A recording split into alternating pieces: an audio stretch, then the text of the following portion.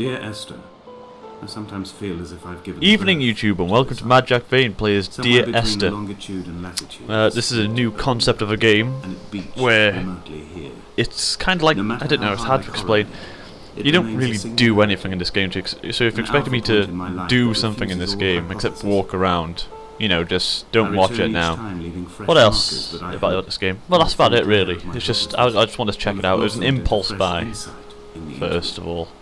You know, I just went on Steam and saw it, I went, oh, okay. I heard about that, I think I'll buy it. Oh, I can move, okay. Well, you can see this game is visually beautiful, as it is. Don't know if you can go in the water. Yeah, again. Oh, you can. Oh, but you kind of sink and drown. Oh, Oh... God, what have I done?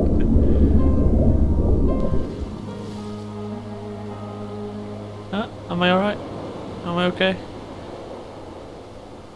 Nothing at the moment.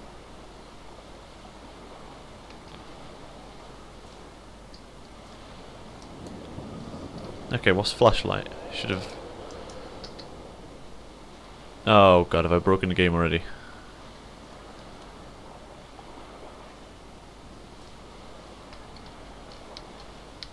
Yep, seems like it.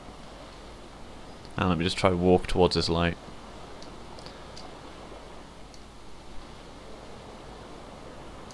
Well, you see, that's what happens when you walk into water in a game, obviously.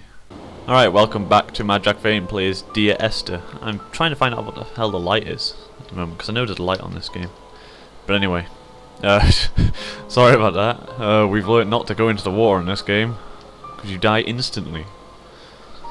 Okay, let's see. Ooh.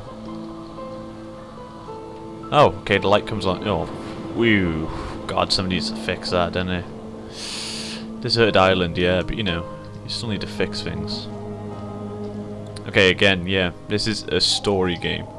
Okay, a story. It's kind of like just a book. Oof, what's that? I don't know what that is. It's just kind of like a walking through book, you know. What the hell was that? I think I need to fix that. I don't know what I should do with this game, you know. Should I talk through it? Do you want me to talk through it? Do you want me to tell you how I feel about this game? You know, I saw it on the mod for Half-Life, and I didn't get it when it was on Half-Life, but I'm still interested in it. Interested in the concept of there just being a story game. So, decided to buy it on Steam for some strange reason. Don't know why. I just saw it in one of the top sells. It was actually #1 in Steam. So, if it's good enough for Steam, then it's good enough for me, isn't it? And was I meant to go this way? Or am I just fucking this up again? Because he stopped talking. And I'm sure he's meant to be talking. So, oh wow, what a story. What a magnificent story we're listening to right now. Mad Jack Vane gets trapped on an island and says nothing. There's nothing down here. Just a bit of crab nets or lobster netting. Is that a cave? Hope not, I hate caves. I really, really hate caves. So wait, do you just venture around this island When looking you were born, your mother for told me stories? a hush fell over the delivery room. A great red birthmark covered the left side of your face. No one knew what to say, so you cried to fill the vacuum. I always admired you for that you cried to fill whatever vacuum you found. I began to manufacture vacuums, just to enable you to deploy your talent. The birthmark faded by the time you were 6, and had gone completely by the time we met, but your fascination with the empty and its cure remained. Okay, so obviously this guy is a father, and his, what's this? Okay, come on people, drawing that in the sand is really childish. Oh, jumpy then. Jumpy. See, all these markings, they gotta mean something. I don't know what the marking... Oh, there's a hair on my fucking mouse. That's magical. Do, do, do, do, do. Again, I love the music. It's very... it's depressing music. It's not, you know, uplifting music. I've got to call it uplifting music with some... crumpled and waterlogged under a stash of paint cans. It tells me that along with this present cargo, there was a large quantity of antacid yogurt bound for the European market. It must have washed out to sea. God knows there are no longer gulls or goats here to eat it. Yeah, great.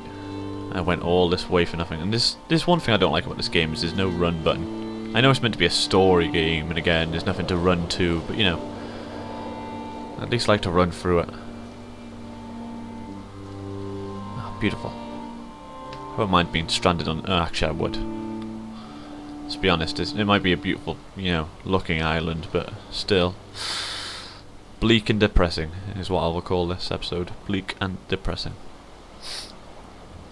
Or chapter 1, I'm not sure. Maybe chapter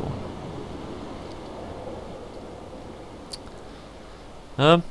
So you can just zoom. I'm going to test out the controls for this game. You can zoom. You can zoom.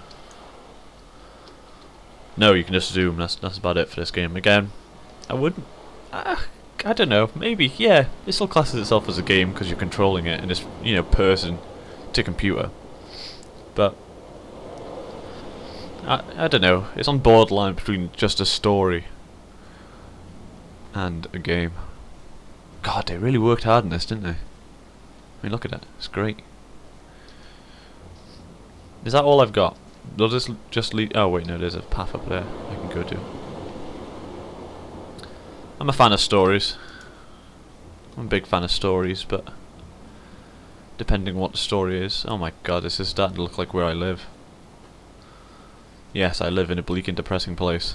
With hills and beaches. And whatever that is up there. Sight. Oh my god, that does look... The moon cresting the junction between the cliff path and the stone circle. It cast a shadow of the ridge across the beach, all the world as if you had signed your name in untidy handwriting. Now I remember what this game was about. He's shipwrecked on the island, and he's lost his memories, and he's trying to regain his memories. I think that's what this is about.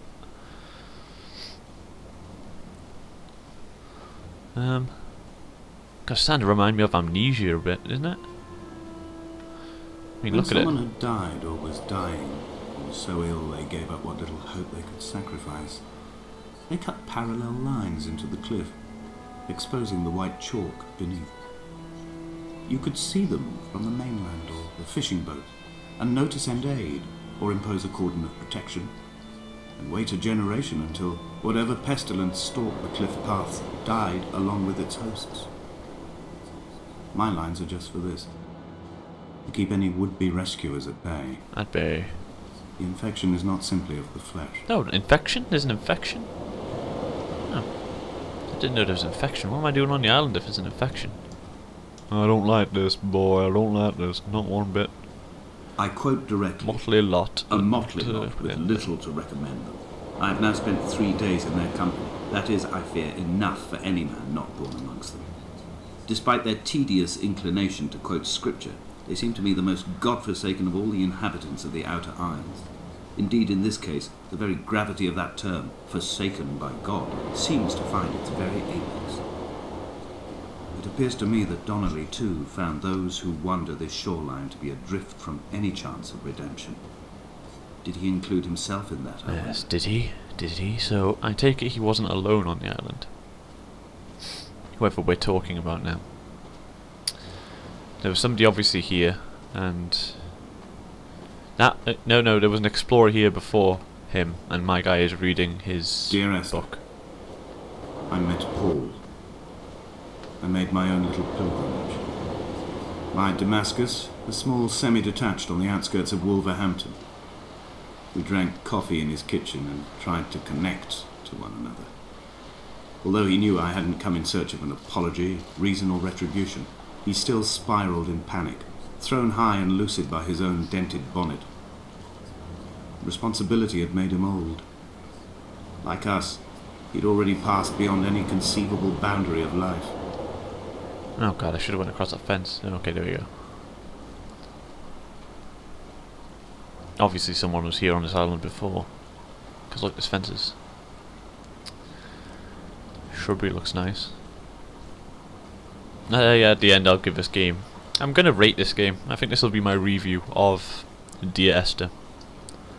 Some people call it Dear Effer. I don't know why. Just because there's TH. God help them.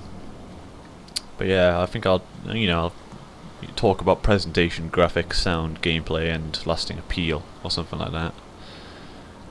What's this? This looks like the Scottish... forgot what they were called. You know those pillars in Scotland. Creepy. Oh, what's this? Yeah, I'm starting to think they're periodic tables. Not sure though. Maybe if I knew the story more. Again, I know the story a bit, I don't know it too much. No story there? I thought he was going to start talking there. Whatever. Trevor. Okay, so our objective on this game will be to piece together the story from what we can. Don't like going into dark, cavernous areas like here. Even on a game where no enemies, there's no actual function to you just walking. There's no legs actually, there's nothing. So basically, the people are... ooh, do I want to go down there? Yeah, it's too late now. Oh! What have I done? Chapter 2.